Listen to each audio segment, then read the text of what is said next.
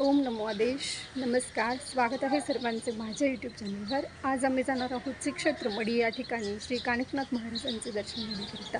Video continue करा. चला तर आम्ही सकाळी 8:30च्या सुमारास निघाले होतो.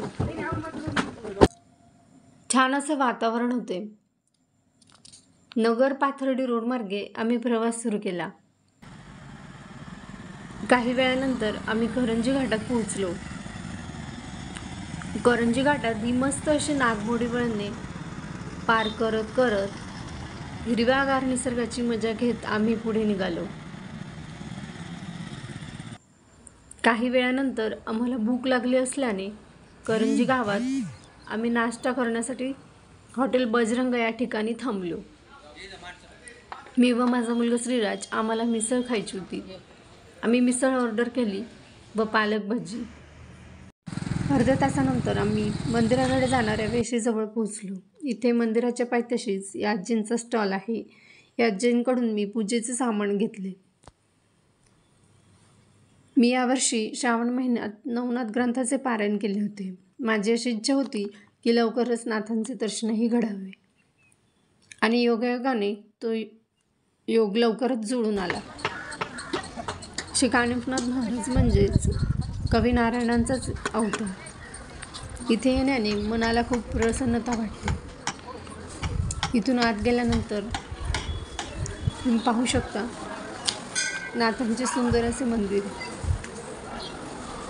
श्री ब्रह्मचैतन्य कानिफनाथ महाराज हे सुंदर असे मंदिर तुम्ही बघू शकता. श्री कानिफनाथ महाराज यांचे दर्शन घेताच मनाला खूप प्रसन्न वाटले. प्रवासामुळे जो काही थकवा आलेला होता तो पूर्णपणे नाहीसा झाला. नाथ महाराजांचे दर्शन घेताच उजव्या बाजूस हे नाथ महाराजांचे विश्रांतीगृह आपल्याला पाहायला मिळते. मंदिराच्या बाहेरील बाजूस हे हनुमानजींचे दर्शन घेऊन डाव्या बाजूस जाताच श्री मच्छिंद्रनाथ महाराजांचे हे छोटेसे मंदिर आपल्याला पाहायला मिळते. याच मंदिराच्या बरोबर मागे गेले असता इथूनच समोर बडेबाबा श्री मच्छिंद्रनाथ महाराज यांचे गर्भगिरी डोंगरावर असलेले समाधी मंदिर बघायला मिळते. हाच गर्भगिरी पर्वत गोरक्षनाथ महाराजांनी सोन्याचा करून दाखवला होता. मंदिराच्या बरोबर मागच्या बाजूस जाताच श्री विठ्ठल रुक्मिणी माता व नाथ महाराजांचे ध्यान मंदिर आपल्याला पाहायला मिळते.